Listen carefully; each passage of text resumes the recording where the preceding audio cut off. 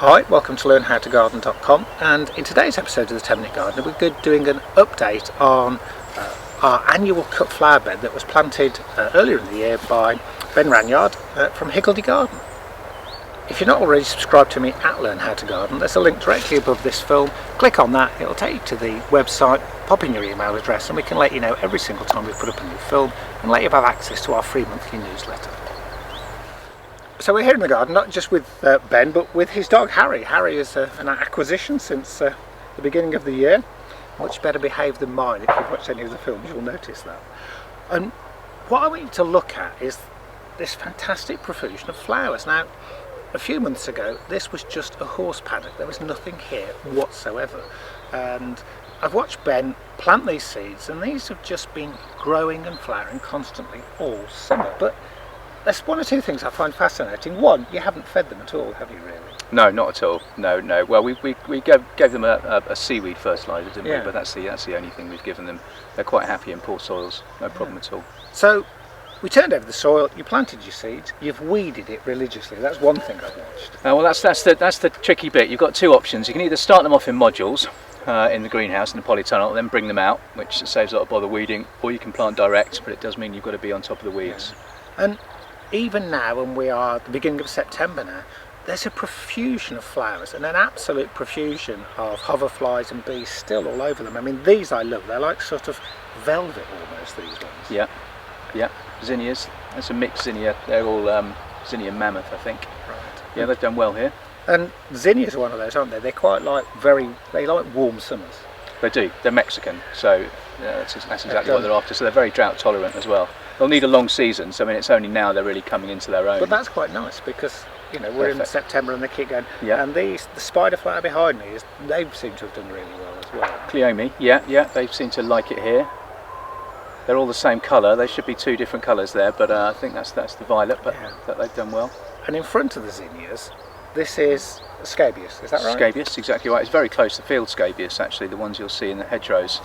And what I notice is it's like the scabious and the cornflowers and the cosmos. They're the ones that are absolutely covered with bees, hoverflies. The bees absolutely love them. And at this time of year, when a lot of the other pollen-producing flowers have all keeled over, these will keep our stripy friends happy. So, if you want to do something for wildlife, it's one of the things you could do is get these annuals into your garden. Absolutely, yeah. And it's such an awful name though, isn't it, scabious? It sounds almost sort of, not nice. It's called that because it was used by our ancestors to heal wounds.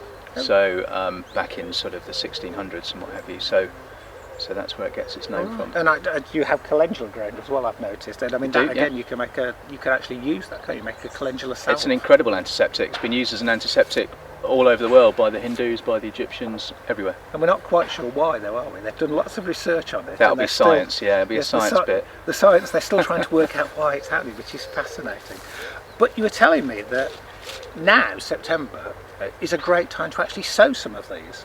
Yeah, great. What we're looking at sowing is at this time of year is hardy annuals, and by that we're still looking at annuals, so they'll still only last for a year, a little over a year, and then they'll go to seed. But they'll also take a frost, and they'll take a reasonable winter. If we get a really, really hard winter, you'll get a few keeling over, but on the whole they'll take that. And what would you plant now then, if you were saying this is what you can get in there? Scabious would be one. Right. I'd be planting Nigella, Ami Majus. I don't think we've got any of that quite close.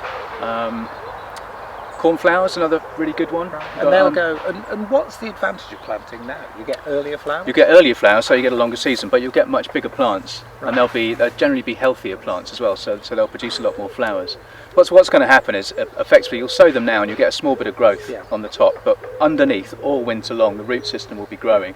So effectively, as soon as spring kicks in and the soil warms up, they'll just be straight up, much faster. So for veg gardens, it's why we put broad beans and peas in now to get or sweet peas are the classic for me. Because you get the root growth. You don't want the top growth; it's the root growth you're after, which is fantastic. And what's this really pretty little light pink, purple larkspur? Yeah, that's another hardy annual. I mean, it's a native effectively, or at least a Mediterranean native, European, and that's a really good one to do autumn sowing. I mean, I tend to do both. I'll be sowing them in September in a few weeks. I'll actually sow on the equinox, and then I'll sow again come April next year. So by making a succession of sowing, you can get a longer period of flowering. Yeah, a much longer season.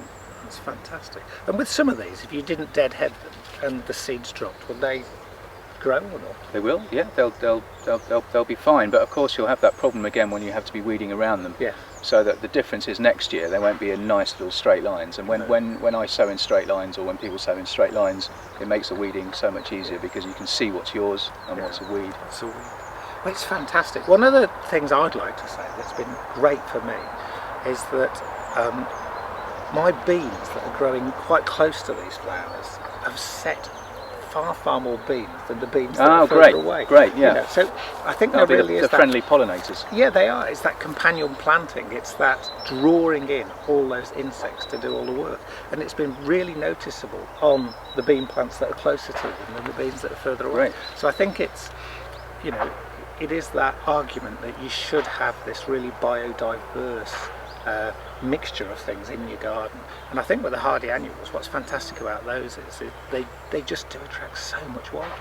Yeah, exactly. And I mean, if you've just got a small veg garden as well, things like the calendula and the cornflowers, they're all edible. You can put them in salads. And I know nasturtiums, we've been eating nasturtiums. Yeah, and they've done very well here, actually, the ones you planted. Mine didn't do quite so well. But they've been absolutely fantastic. Well, thanks a lot for that update. Pleasure. I'm sure we'll be back later in the year just to show people how they're sort of, you know, the hardy annuals preparing for winter. And I know that you've got some perennials growing as well, haven't you? Or biennials. Biennials, yes. We sowed those in July, and they've done well. So they'll be hopefully very early next year flowering.